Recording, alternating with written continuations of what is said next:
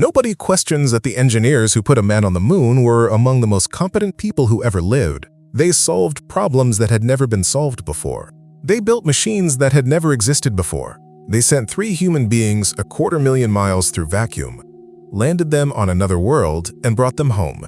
And they did it on schedule, inside a budget, with slide rules and early computers that had less processing power than the phone in your pocket. That is what focused human expertise, applied to a bounded problem with measurable outcomes, actually looks like. So here's the question that's been sitting in the back of your mind for a while now, even if you haven't put it in exactly these words. Why is it that the people managing your economy, your public health system, and the purchasing power of everything you saved over 40 years, why do they keep getting it more wrong than a dart thrown at a wall? Not occasionally wrong. Catastrophically, confidently, institution-wide wrong. Wrong in ways that cost real people, real money, real years, real faith. And then moving on, as if the record doesn't exist. That question has a real answer, not a satisfying outrage answer, a structural one. And the man who found it, documented it, published it, spent decades trying to get anyone in power to listen to it, did so before most of the disasters we've lived through were even imaginable. His name was Friedrich Hayek, and the thing he discovered isn't complicated. But it is one of those ideas that, once you actually understand it, you can't unsee it. It shows up everywhere. It explains the Federal Reserve. It explains the pandemic response. It explains why the most credentialed room in Washington keeps producing the most expensive failures. And it explains why your instinct to doubt them, the one everyone around you told you was unsophisticated, was more correct than the models they were running. Stick with me here, because by the end of this, I'll give you a single question. One question that you can apply to any expert claim on any subject and know immediately whether to trust it. That question comes from Hayek, and it took him about 30 years to find it. Let's start with the pattern, because you've been watching it long enough that it deserves to be named directly. In May of 2021, the chairman of the Federal Reserve stood in front of cameras and told the American public that the inflation beginning to appear in the economy was, and I'm using the word he used, transitory, temporary, a blip caused by supply chain disruptions that would resolve themselves as the economy reopened. The word transitory became the official position. It was the word used in testimony, in press releases, in the reassurances offered to anyone who asked whether they should be worried about their savings. By June of 2022, the Consumer Price Index had hit 9.1%, the highest inflation rate in 40 years. The purchasing power of $1 saved in 2019 had dropped in less than 3 years by a measurable and permanent amount. The Bureau of Labor Statistics published those numbers. They're not contested. Now here's what's important. Jerome Powell is not a stupid man. He is a trained lawyer, an experienced financial regulator, a man who has spent decades navigating the most complex institution in the American financial system. His staff included some of the most credentialed economists in the country, and they got it more wrong than almost any independent analyst who simply looked at the money supply and raised an eyebrow. The same pattern showed up 2 years earlier. In January of 2020, the World Health Organization stated publicly that there was no clear evidence of human-to-human transmission of the novel coronavirus. That statement was later reversed. The agencies that advised sweeping restrictions on schools, businesses, and public life projected outcomes with a confidence that the underlying models, as we now know from peer-reviewed retrospectives, didn't support. Guidance changed. Schools that were told they posed extreme danger reopened with little incident. The confident certainty of month 1 bore no relationship to the actual complexity of what was being predicted. These aren't partisan points. I'm not telling you the Democrats were wrong or the Republicans were right. I'm telling you the institutions were wrong. Institutions that spanned administrations, that included people of opposite political orientations, that had every financial and reputational incentive to get it right. And they didn't. You felt this. The natural response, the one that's everywhere in conservative media, is to say, they lied. They had an agenda. They're working for someone. And look, I understand that instinct. It's not crazy. There are real cases where institutional capture and conflicts of interest distort public guidance. That's documented and worth taking seriously. But here's the problem with the corruption explanation. It doesn't travel far enough. Because the pattern of expert failure in complex systems isn't limited to people with the wrong politics or the wrong donors. It shows up in institutions with opposite incentive structures. It shows up in academic forecasters with nothing to gain from being wrong. It showed up in the Soviet planning apparatus, where the planners were true believers with enormous power and still couldn't make it work. Corruption is real, but it's not the engine of this. Something structural is running underneath it.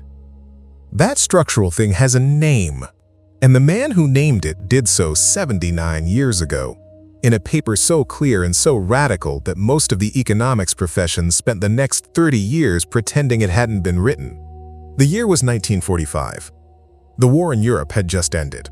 The dominant intellectual assumption among Western economists and among policymakers on both sides of the Atlantic was that the tools of modern science, applied to economic and social planning, could solve the allocation problems that markets had been muddling through for centuries.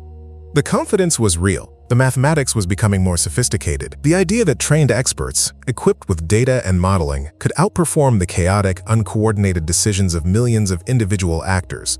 That idea was gaining momentum, not losing it. Into that consensus walked a 46-year-old Austrian economist who had already been arguing, mostly to empty rooms, that the whole project was built on a category error. His name was Friedrich Hayek, and in 1945, he published a paper in the American Economic Review that is still, by citation count, one of the most influential economics papers ever written. It was called The Use of Knowledge in Society, and its central argument fit in a single paragraph, though the implications took decades to unfold. Here is what he wrote. As close to directly as the text allows, the central economic problem is not how to allocate given resources efficiently. It is how to make use of knowledge that is not given to anyone in its totality. Knowledge that exists only as dispersed bits, scattered among millions of individuals, often tacit, often local, often not expressible in the form that planners could use even if they had access to it. Think about what that actually means. The price of a house in Tulsa, the wage for a welder in a Pittsburgh suburb, the interest rate on a savings account in Birmingham. These numbers aren't calculated by anyone. They're the compressed output of millions of separate pieces of information that no single mind could ever hold at once. The farmer who knows his field, the contractor who knows his labor market, the grandmother who knows her neighborhood's trajectory. None of them could tell you what they know in a form that feeds a central model. But all of it is real knowledge. All of it shapes real decisions. And all of it is built into prices, into the signals that a functioning market sends back and forth continuously, without anyone directing it. What Hayek was saying is this: the job that central planners claim to be doing, rationally allocating resources across a complex economy, requires knowledge that is, by definition, impossible to centralize. Not hard to centralize. Impossible. Because the knowledge that matters most is local, contextual, and tacit. It lives in the particular. It can't be extracted into a spreadsheet without losing the thing that made it useful. When a government or an institution substitutes its model for that dispersed information, when it fixes prices or inflates the currency, or dictates health policy based on aggregate data, it doesn't improve on the market's information. It erases it. The map gets redrawn by people who have never walked the territory. And everyone who trusted the map drives blind. That's not a metaphor. That's what happened to your savings. Now, if you think that argument is compelling, but not exactly new, that it sounds like a reasonable critique of government overreach, then you haven't yet heard what Hayek did with it 29 years later. In December of 1974, Friedrich Hayek accepted the Nobel Prize in Economic Sciences. He was 75 years old. For most of the preceding 2 decades, he had been largely dismissed by mainstream economics. The Keynesian consensus had won the policy debate. The idea that government could and should actively manage aggregate demand, fine-tuning the economy through fiscal and monetary policy, was so dominant that questioning it put you outside serious conversation. Hayek had spent the 60s and early 70s as a respected but marginalized figure, the man who'd lost the argument of the century to John Maynard Keynes. He walked to the podium anyway, and what he said that evening, the lecture he titled The Pretense of Knowledge, is the clearest statement of what was about to happen to the American economy that anyone ever put in print. Before it happened, he did not congratulate the profession. He did not express gratitude for being vindicated. He stood at the microphone at the Nobel ceremony and told the assembled economists that their field had built its authority on a pretense. The pretense that social phenomena could be treated with the same precision that physics treats the motion of planets. That economic models, because they were mathematical, because they produced numbers with decimal points, had been confused for knowledge of the territory rather than simplified maps of it. and that the confidence those models generated was not a sign of understanding. It was a warning sign of something far more dangerous. He called it the pretense of knowledge. And he warned, specifically, that economists who acted on that pretense, who advised governments to manage complex systems as if their models captured what was actually happening inside them, would cause serious harm to the people who trusted them. The inflation crisis of the 1970s was already underway when he said this.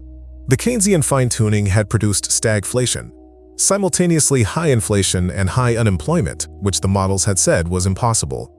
The pretense had already cost people money. He was standing at the podium at the moment of its partial collapse, and his argument was that the collapse wasn't an accident of bad policy. It was the structural result of a field that had confused the sophistication of its tools for knowledge of a system far too complex for those tools.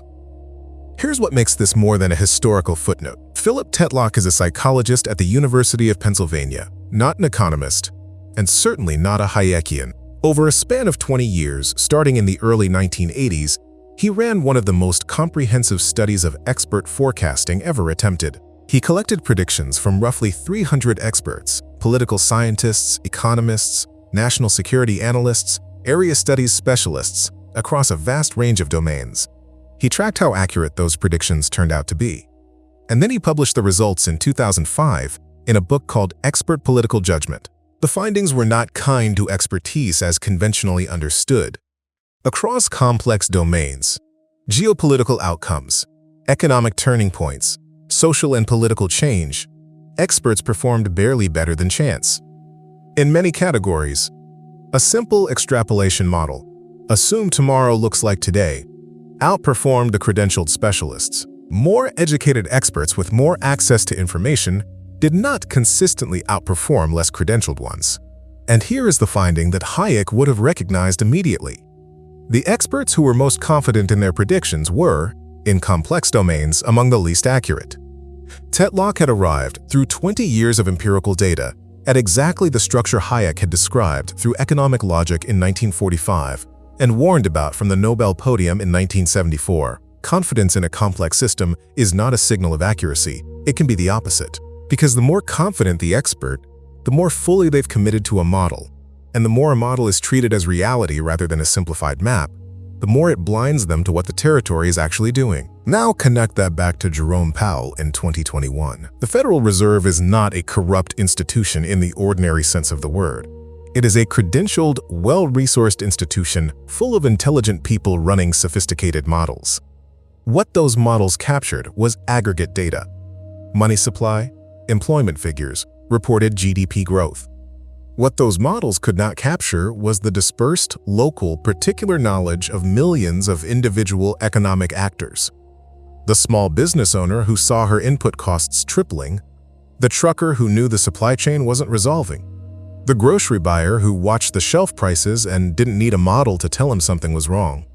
That knowledge was real. It was in the system. It just wasn't in the Fed's model. And because the model said transitory, the confident institution said transitory, and policy was set accordingly, the knowledge problem didn't come for abstract economies and history books.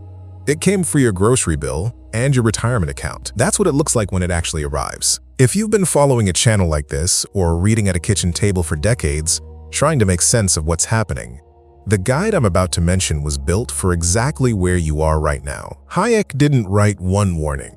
He wrote 12 distinct arguments about the structural ways that centralized knowledge claims break down in a free society. I've taken those 12 warnings, each with a documented 2020 to 2026 example, and a single conversation-ready argument you can use at the dinner table, with your adult kids, with anyone who still thinks the right answer is better experts, and put them in a PDF guide called the Serfdom Decoder. Hayek's 12 warnings explained for today's America. You just watched me work through one of those warnings in depth. The guide covers all 12. It's in the link in the description. Now here's the inversion. And this is the thing I want you to sit with, because it's the part that sounds wrong when you first hear it, and then sounds obvious once it's in place. The problem with the experts who failed you is not that they weren't smart enough, it's almost the opposite. The smarter the mind, the more elaborate the model it can construct. The more elaborate the model, the more real it feels from the inside. The more real the model feels, the more confidently the expert acts on it. And in a simple, bounded system, like the engineering problem of sending a rocket to the moon, where the variables are known, the physics is fixed, and every outcome can be tested and verified before the launch. That confidence is exactly what you want. Precise expertise applied to a measurable problem with real feedback is extraordinarily powerful. But a complex social system is not a rocket. It is not a bounded problem. The variables are not known. The feedback loops are long and tangled. The relevant knowledge is dispersed across millions of actors and is not accessible to the model, no matter how sophisticated the model becomes. And in that environment, the expert's intelligence doesn't protect them. It arms them. It lets them construct a more persuasive case for a more dangerously incomplete map. This is what Hayek said at the Nobel podium. Not that economists were stupid, that they were operating on a false analogy, treating a complex system as if it were a simple one, and the very rigor of their methods was generating the illusion of precision rather than the thing itself. The problem was never that Jerome Powell was wrong in the way a student gets an answer wrong on a test. The problem was that the assignment, predict what hundreds of millions of separate economic actors will do across millions of local conditions based on aggregate models derived from last year's data, was structurally impossible. No amount of intelligence closes that gap, no upgrade of the model fills it, because the knowledge that would be required doesn't exist in any form that can be fed into a central model. It's out there, in the system, in the particular, doing its work, and the moment you try to pull it into the center and act on it from above, you destroy the very signals that were carrying it. That's the pretense of knowledge. That's what your instinct was correctly sensing when you looked at the confident projections and felt something was wrong, even when everyone around you said you were being unsophisticated for doubting. You weren't wrong. You were applying, without the vocabulary for it, exactly the test that Hayek spent 30 years developing. So here is the question, the one I promised you. Before you trust any expert claim about a complex system, any forecast, any confident projection, any policy assurance about what will happen to your money, your health, your children's institutions, ask this. What would you need to know to make that call? And how would you know it? Not, are they credentialed? Not, is the institution reputable? Those are the wrong questions. The right one is structural. Does the knowledge required for this prediction exist in a form that can actually be centralized and measured?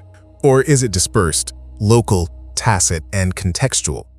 The kind of knowledge that only shows up in price signals and individual choices and disappears the moment you try to aggregate it into a model? If the answer is the second kind, and in economics, in public health policy, in social engineering of almost any kind, the answer is almost always the second kind, then the confidence of the expert is not a feature. It is the warning sign. Thomas Sowell, who spent decades building on the foundation Hayek laid, made a distinction that is worth carrying with you. He described two visions of human nature and human knowledge.